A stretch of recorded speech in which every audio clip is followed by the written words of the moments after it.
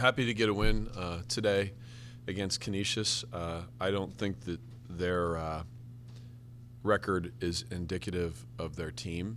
I think that they are playing better and better, and I think that their head coach is doing a really good job in a tough situation where she came to the program late, and she's got those kids still believing and working hard. And kudos to Canisius to play with us for those 3 quarters. But when you play within this system, at some point there's going to be an avalanche that happens. And whether it's 2 7-0 runs in our last game in the third and the fourth period or today's 15-0 run, at some point it's coming. And when it comes, that's the backbreaker. And the backbreaker today was almost single-handedly by Meg McConnell. And she's clearly the best player in mid-major basketball. And no one's going to convince me otherwise.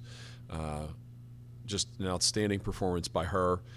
But before that happened, I felt like Keandra Brown gave us really good minutes and scored the ball early for us when we were sputtering a little bit and not quite separating ourselves as much. But we're excited to be 8-2, and we'll finish final exams over the next couple days and take a day or two off, and then we'll get ready for Bowling Green on Wednesday.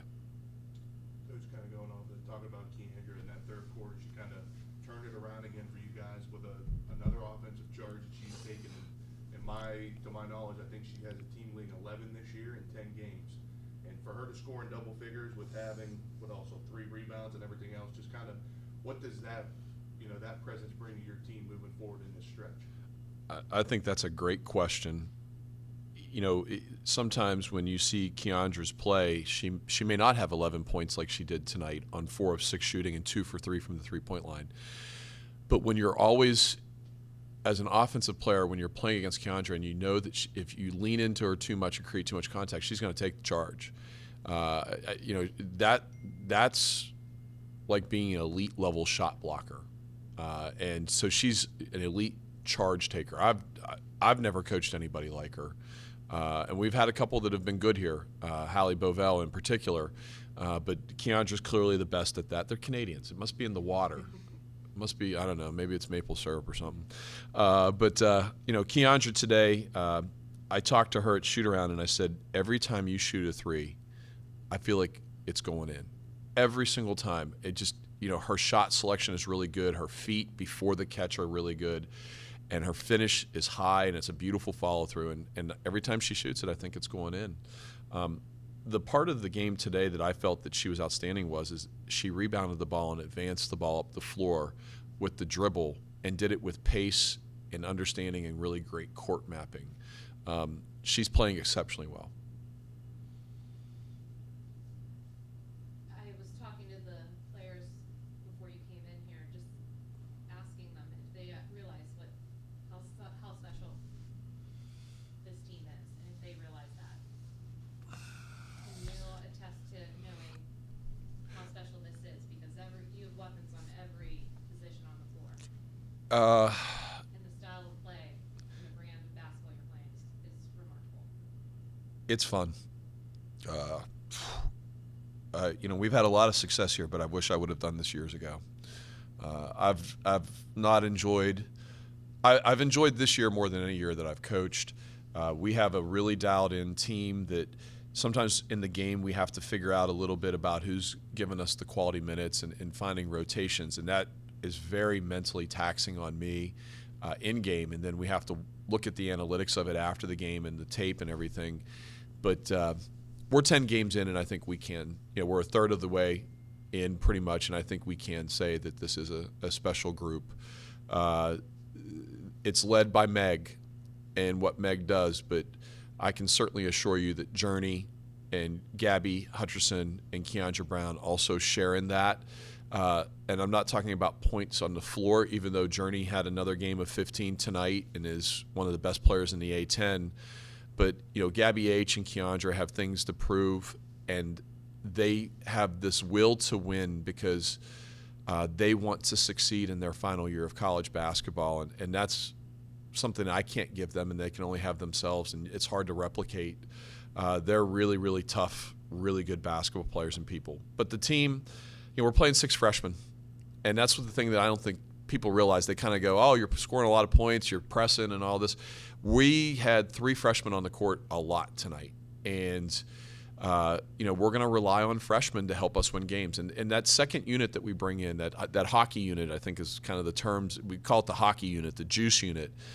They fly around. And, man, I wouldn't want to play against that. Not for an entire game. Coach, you talk about how, the style of play that you're playing. You scored 42 points off turnovers, 38 in the paint, and the second time this season you've caused 30 turnovers in a game. In that second half, you also outscored 48 to 34, but that stretch where Canisius cut it to 4 at one point, what was the message going into that immediate timeout? And then after kind of that, it kind of sparked you all. It's when Meg started the fourth quarter pretty much on a 12-2 run by herself. Yeah. Kind of, what was the message after that leading forward? And you kind of almost win by 30. The avalanche is coming, and as a head coach, you can't lose your mind.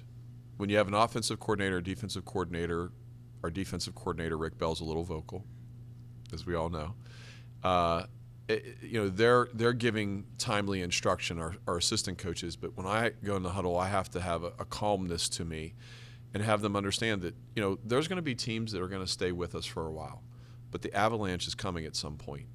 And, it's just giving them positive affirmation, positive feedback, and then to correct a few things. I thought that we were late rotating while the ball was in the air. So in air time, we weren't moving as fast as we needed to.